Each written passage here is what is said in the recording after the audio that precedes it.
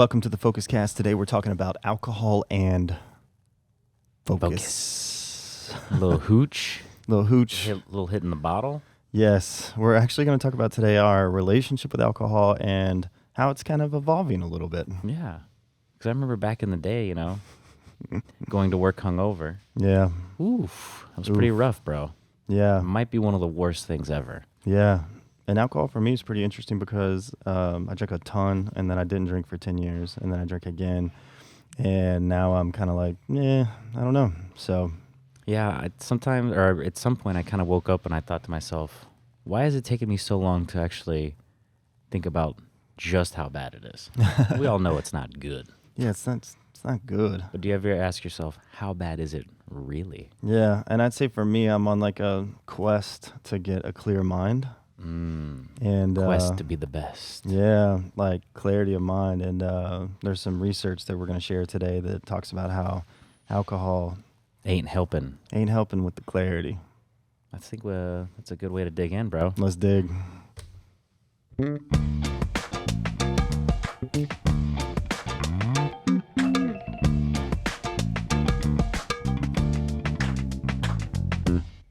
I'm Jonathan Noel. And I'm Brian Noel, This is the FocusCast. where we drop focus guides for founders and solopreneurs who have a 7-figure goal. So let's get focused as boy. Well, we're gonna hit a few problems. That's a couple problems with alcohol? Yeah. Bro, come on, no way. There's no such thing, right? Yeah. I mean, first we should probably talk about do we consume more alcohol than, Yeah, we should. I think a good way to start would be to figure out when people say, when you see these stats from the CDC or whatever, and they talk about one drink, what is a standard alcoholic drink quantity-wise? Well, according to this study, or according to the CDC, United States, a typical alcoholic drink contains 14 grams of alcohol.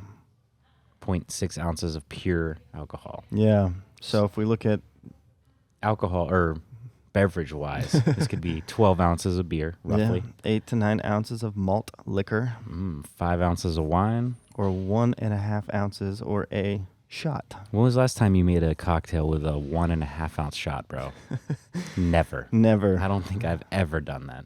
In fact, it's a funny story. I went to a show and saw a great artist, and the way they were pouring, it was like, you go to those fancy bars and it's like, They measure it out. beet juice with like some bitters and some smoked herbs and all that kind of stuff. This was like 4 shots of Tito's and lemonade in a to-go cup. That sounds like some Panama City spring break shit. Bro, it was I mean, for a return on alcohol investment. Yeah, it's it a little was different than spending $18 on a cocktail in New York. Yeah. So anyway, what some negative impacts of alcohol from some studies? What are we seeing, bro? Well, this is from cancer.gov, so if you can probably guess where this is going. Okay. Clear patterns have emerged between alcohol consumption and the development of the following cancers. Okay. Head and neck. Okay. Not really sure which parts, but apparently head and neck. Your esophagus, liver, breast, colon, and rectal cancer. Okay. Man, that's not good. Seems like all the places where the alcohol is kind of trickling down. And breast cancer. We read about in the sugar industry in an episode on processed sugars about how lobbyists had petitioned to change the narrative and paid Harvard scientists to blame saturated fat over sugar when it comes to heart disease. I'm surprised that these studies are coming out considering the alcohol industry is a $1.5 trillion industry. I think this one's just kind of hard to hide. It's like smoking, you can only pretend for so long, right? Yeah, the smoking gun. Okay, so here's some interesting facts as well. So, now that we've got some studies that are coming out that alcohol consumption is contributing to some of these cancers, another interesting data point that we read is, our bodies do evolve, do change. They heal themselves, Yep. which is pretty wild. So I had the question, or I think most people would have the question, is what happens to your cancer risk when you stop drinking? Yeah. Well, according to these studies, it takes sometimes, if you're a heavy drinker for many years, likewise, it may take many years to heal some of these risk that happen when you drink a lot. Basically, to reduce your cancer risks, depending on how heavy of a drinker you are, it Yeah. could take years to reduce it to zero. Yeah. And I think If there even is such a thing as bringing it back to zero. yeah, I guess if you fast and eat really healthy and Yeah. exercise, and yeah, it's probably based on your Lifestyle. habits, your Yeah, lifestyle, how exactly. quick you heal. Some of these side effects that end up being long-term side effects are, and this is from Harvard, it causes inflammation of the liver. So when we drink, this is one thing that's been really interesting that we've been reading about, is all the inflammation that alcohol causes throughout the body. Causes inflammation in your liver. No surprise there. We all know liver gets attacked. It's But another piece that we read about is also causes inflammation in the brain. Yeah, that's no good because Yeah. you can't really feel that. Yeah, that's we talked about that in one episode, to where when your brain's inflamed, or it even increases in size or reduces in size based on what chemicals you're putting in your body. But we don't feel that. We may feel terrible when we're hungover. You have a headache or something like that. Yeah. That long-term chronic inflammation of the brain, you don't feel it, except for like side effects like cloudiness. Yeah. Slow. The mental, you feel the mental Yeah. effects, not necessarily the physical. Yeah, and I think the cycle is you start, you feel cloudy, you feel tired, you feel, just ugh. And then when you work really hard all day and you push through it, what's the one thing that you want to feel better at the end of the day? Everything. A drink. So that's kind of like we talked about the blood sugar roller coaster. I think that's the alcohol roller coaster. So you don't have to be an alcoholic, but it could, after so many years, it could just be a habit. You Yeah. have whatever. go home, One, drink a two couple drinks cocktails every day. every day. Yeah, and then that doesn't include like when you go out to a social event and drink 5 or 6 cocktails, or go to a binge event where you drink 12 beers. Yeah. So this is what's crazy too, man. For a long time, moderate drinking, has been seen as okay, and there's definitely some positive. We Yeah. talked about that in the alcohol episode early on in the podcast, like somewhere around like episode 10 or something. Yeah. But there's some new research coming out that moderate drinking can even have some of these long-term side effects, like Well, it can even disrupt inflammation. sleep. Yeah. And your sleep is the foundation of health. Yeah, that's a big one. Honestly, none of the other shit matters if you are getting terrible sleep. Gosh. That's another reason I'm considering Because you need better sleep. reducing my alcohol intake, is because I do need better sleep. I'm on a constant quest for better sleep. I think one of the things, kind of like we were talking about, what was that episode where saying people think they exercise more than they actually do? Yeah, and they think they eat better. It's like, Well, it's like, well, I ran 10 miles, 5 weeks ago. I think this is kind of a similar situation probably with the moderate drinking. yeah, it's true. If they're talking about a standard size is what? 1.5 ounces for a shot. Yeah, or a glass of wine. When was the last time you had a 1.5 ounce shot drink? I mean, if I'm, it's pretty rare that I just have a shot. If I'm having shots, Well, I'm just saying if you're making yourself a cocktail. it's true. Yeah, I mean, I don't think people even know how small of amount 1.5 ounces is. But anyway, so yeah. So the reality is, even if you think you're moderately drinking, yeah, you might be drinking a little bit more. probably. You're like, oh, I only have one beer. Yeah, it's 12% Imperial IPA. No big deal. Yeah. Yeah. So even moderate drinking can cause some of these long-term inflammation effects in the body and in the brain.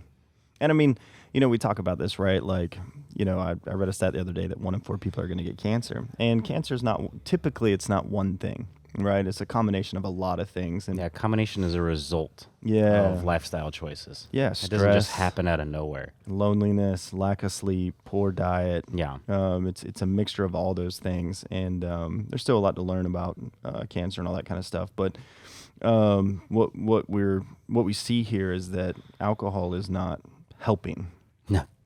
right? It's neutral or negative, Right. right? I think one of the few positives that we read about alcohol consumption is, if you struggle with social interaction, having a drink or so, going out to a social event loosens you up a little bit.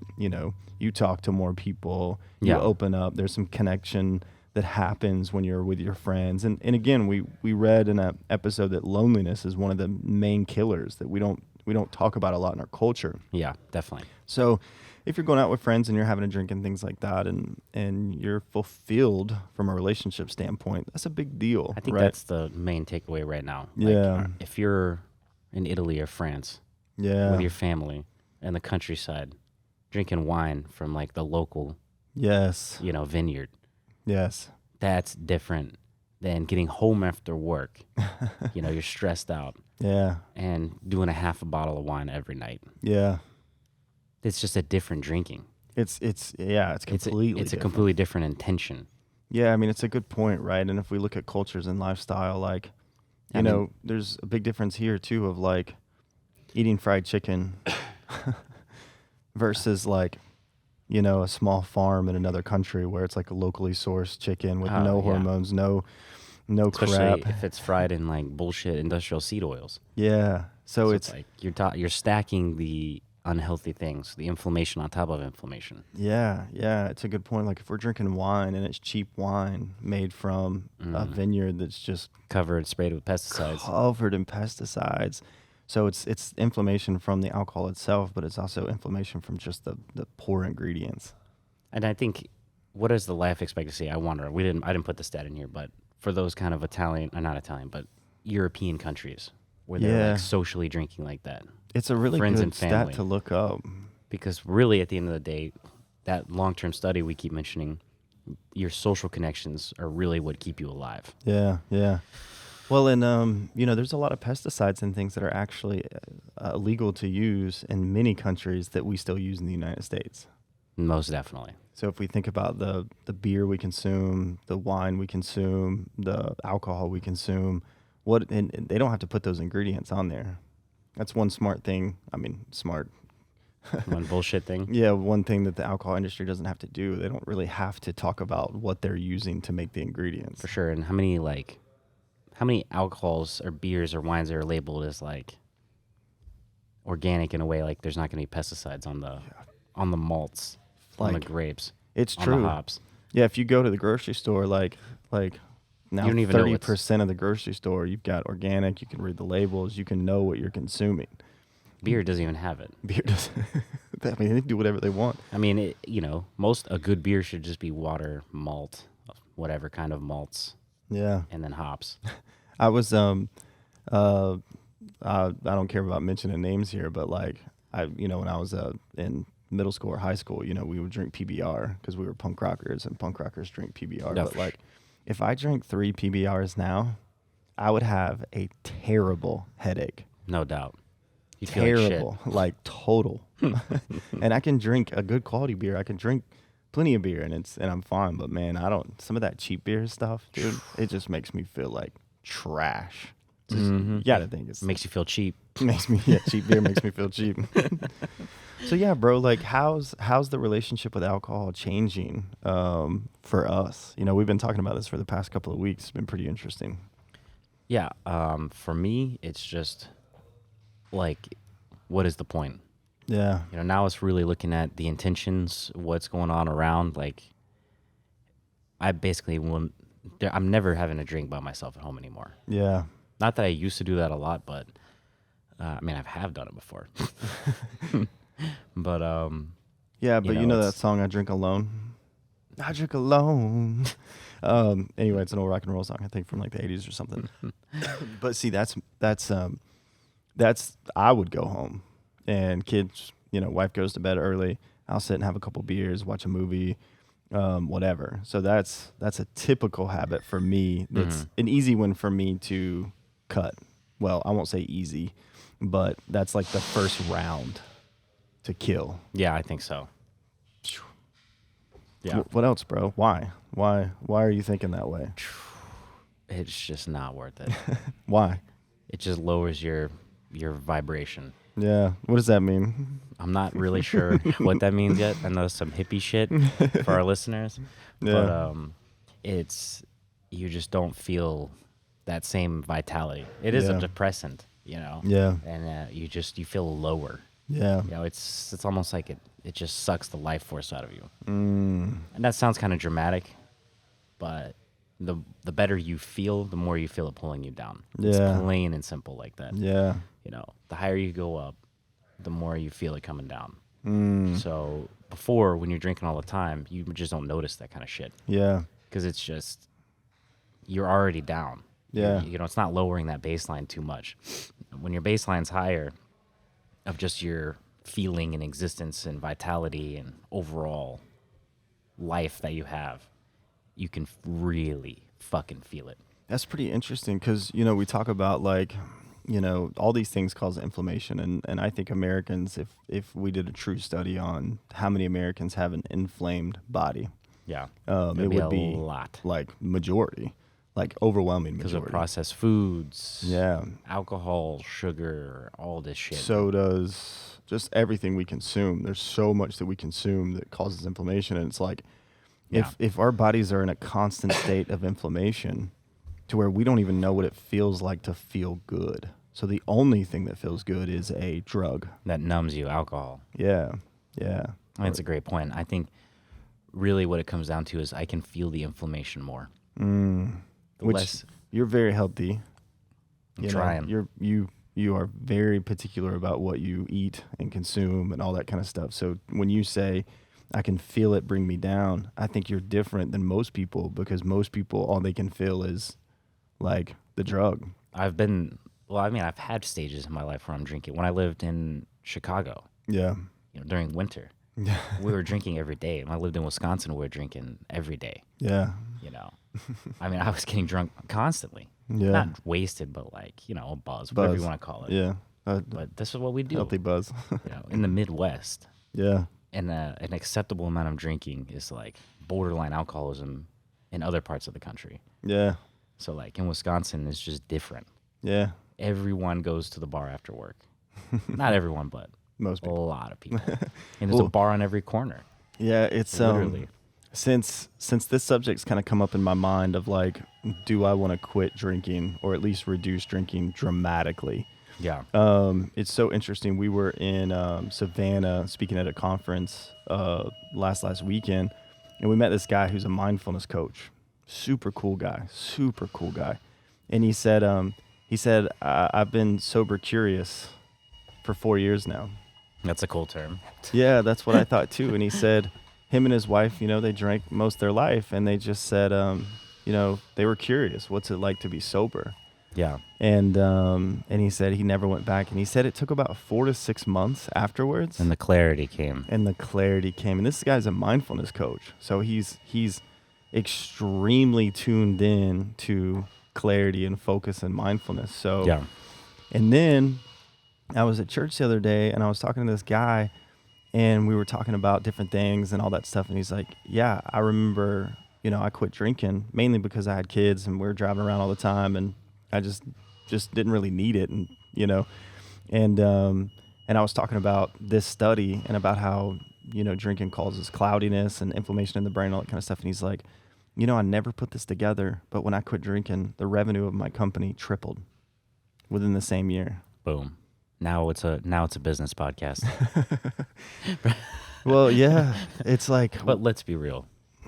When you're making these critical decisions, and it's funny because a lot of the business owners that are extremely driven that I've met, they probably don't drink. They don't drink. They probably don't drink. They probably don't smoke. Yeah, I remember. They probably microdose mushrooms. That's yeah.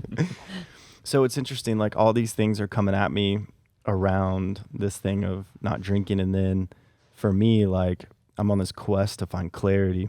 I think keep on. Yeah, and so it's but honestly, bro, for some reason there's a fear in me of not drinking.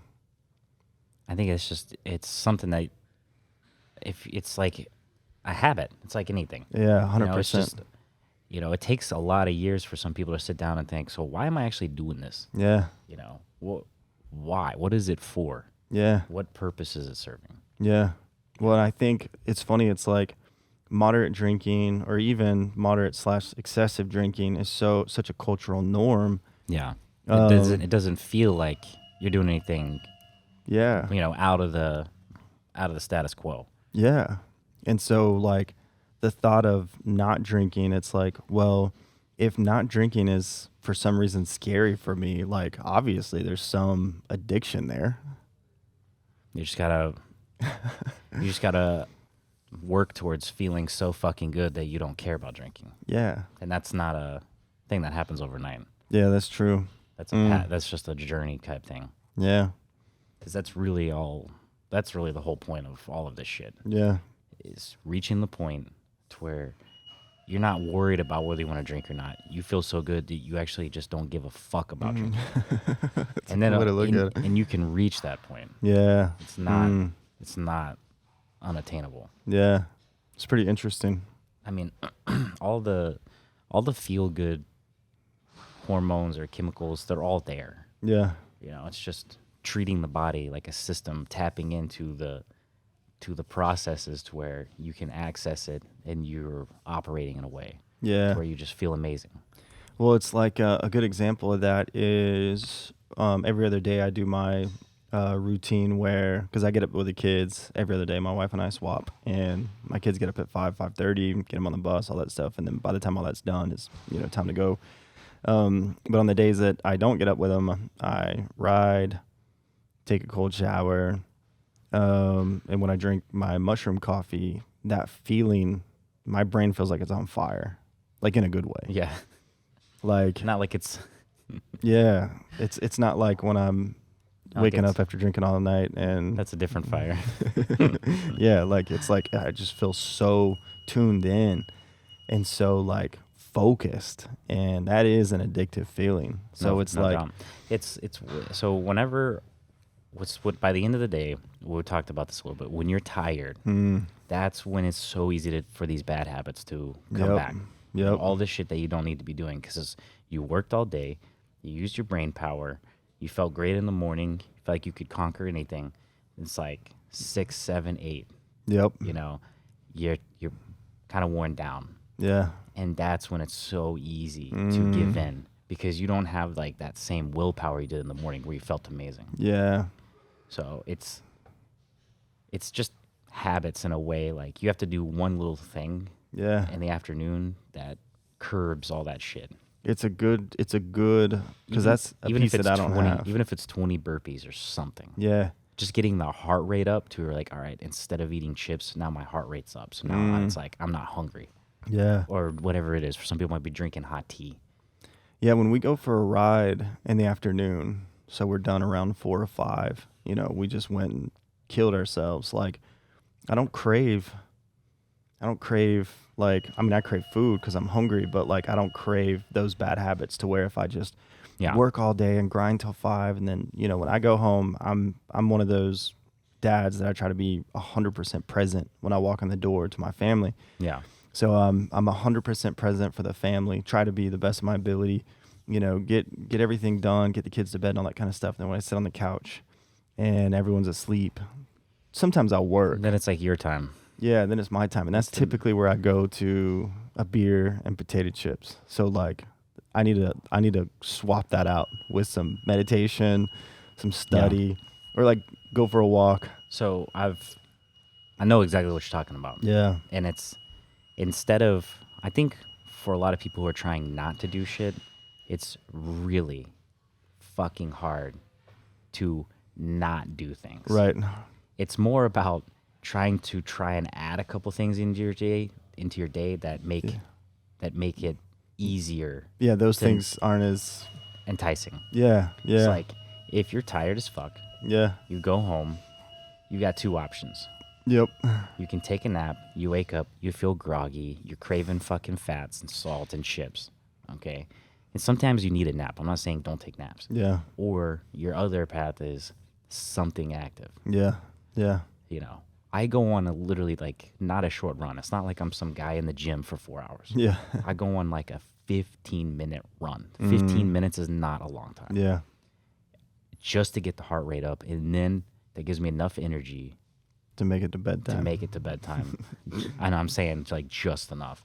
Yeah. And then just getting your heart rate up, now I'm not craving all the bullshit. Yeah. Because before, like, whatever your habits may be, Yeah. vegging out, watching stuff that doesn't matter, staring at your phone, eating foods, yada, yada, yada, whatever the hell it is for you. For me, it's a 15-minute run. Yeah. And I hate running, but I like what it gives me. So, and that, just that one little thing, 15 minutes, helps me not do all the other shit that I shouldn't be doing. Yeah. Oh, I like that. So it's putting yourself in a position where you don't want to do those things and making them less accessible. Yeah, I like that. I like so basically, that. you need to put all the alcohol downstairs, Well, it was outside in the cold. I don't remember the documentary, but it was a documentary on a guy who I think it's Fat, Sick, and Nearly Dead. Did you ever watch that one? No. It's a really good one. But anyway, a guy was fat, sick, and nearly Oh, dead. I did the truck driver. Yeah. Well, no, he was like sold his business. He was a business very guy. successful, and he ended up on like 15 meds, and he was drinking every day. Yeah, he was. Yeah. And he moved to America. He moved to New York, and he said, if I'm going to do this, I'm going to do this in the hardest city in the world. And he moved to New York, and he drank juice for like 30, 60 days, did a juice fast, and then like, slowly came off all his meds, and his body got healthy and all that kind of stuff. But it's funny, like I'm around alcohol a lot, events and things like that. But to your point, like I love business. I'm very motivated by business and entrepreneurialism. Startups, investing, growing brands, all that kind of stuff. So Yeah.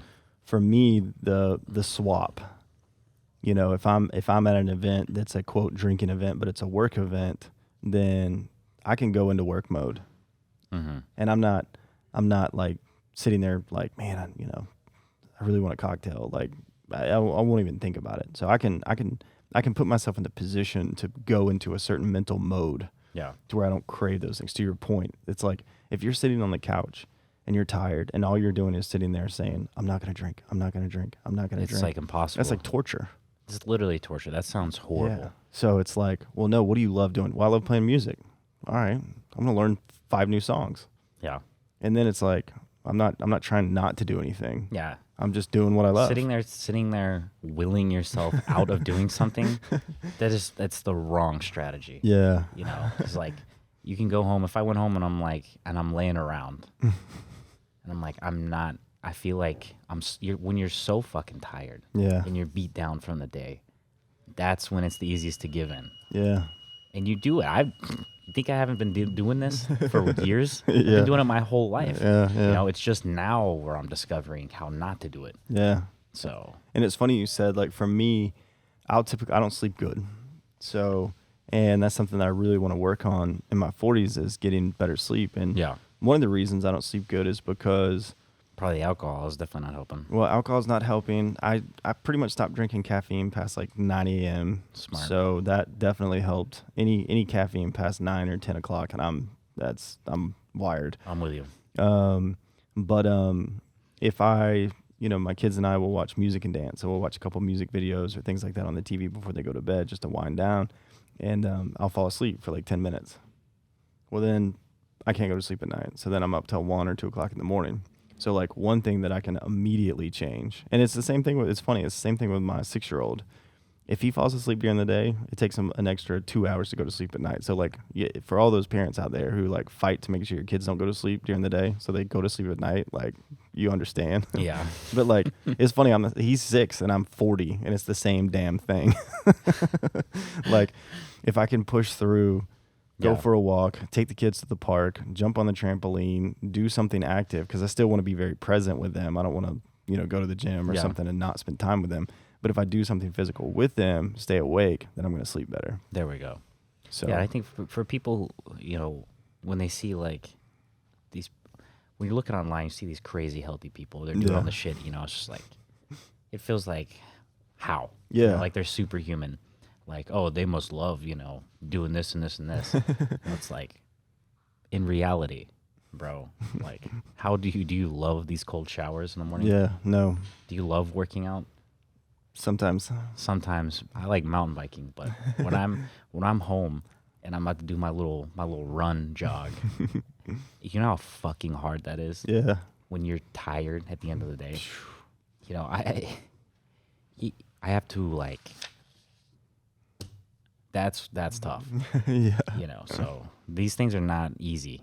Yeah. Plain and simple, but Well, last night and I do this a couple nights a week, and just like the cold showers are becoming, like now we're several months into the cold showers. I haven't taken a hot shower. Well, I took one hot shower because I was pretty muddy and I need to get the mud off. But outside of that, I think I've taken cold showers now consistently for 2 months. same. Yeah. And like now it's a habit. Like I don't even think about, oh my gosh, you know, am I going to take a hot shower or a cold shower? I don't even think about that. Like my brain is like, It's ready. It's like your shower is a cold shower. There is no other shower. Yeah, it's totally, you know, and it's not like I wake up in the morning and I'm like, oh, I can't wait for my cold shower. Yeah. Yippee-doo. You know, it's still like, fuck, like, Yeah. I'm gonna do it again, and I know I'm gonna do it. Yeah. That's the thing. Yeah, that's the difference now. That's the difference. Now it's like, Before it was, am I going to do it? yeah, now Now it's. I am know- gonna do it. I know it's gonna happen, and it's not like I'm all freaking chipper about it. Like, Yeah. ooh, this is gonna be great. I love this. Everything will start the day, I'm gonna positive. You know, it's like, Yeah. but it's so good for you. It's almost, I'm just looking at it like medicine. Yeah. It reduces inflammation. Oh, and that feeling afterwards when you put those clothes on and you're just sitting and you're warm. Yeah, it reduces inflammation, increases dopamine. I mean, Oh my gosh. you're so relaxed afterwards. It's, you know. Oh, it's really a good feeling. It's funny, my wife, she's crushing it on the Peloton more than I am. Like she rode every day for 30 days. Well, she either rode or did like a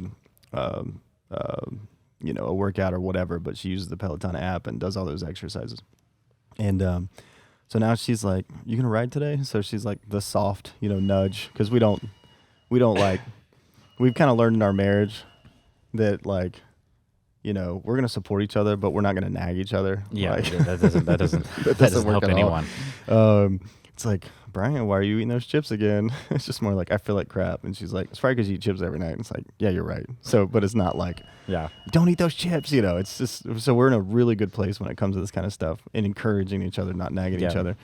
But she's like crushing it. And it's like, now it's just part of her routine. She's made it such a routine, and it's pretty amazing. So it's wild. So yeah, man, it's gonna be interesting. I think we should check in on this in the next couple of months and see where how we're both at. Yeah, our evolution of alcohol consumption is changing. Yeah. Yeah, Sweet, bro. let's do it. Let's get Hey, this is the second round. Usually when we record these episodes, we get damn near drunk. Because we were working full time, I and then know. after work, we'd have some drinks, we'd record some episodes, we'd have a few more drinks, we'd record episodes, and there was a few episodes where we were like Basically drunk by the fifth basically drunk by the fifth episode, and Yeah, so if you listen to our earlier episodes, we recorded in 5-episode batches. So, episode 4 and 5, and then it's it like would be 7 drinks in. 9 and 10, and then 14, 15. Oh my gosh, yeah, go back, listen to those episodes, and tell us. Yesterday we Can you didn't drink at tell? all. Today we're not drinking. So like we're changing that habit. Like before it was like we had to drink to loosen up to do the episodes, and we thought that made them more enjoyable. So you tell us, like, if they're more boring now, then we'll have to channel our looseness and comedic banter without alcohol. Maybe we'll just do shrooms or something. A healthier drug. But yeah, let us know. Sweet, bro. Well, do we want to end on anything, or? No. Let's just go. Awesome. I'm with it. Thank you for listening to the FocusCast.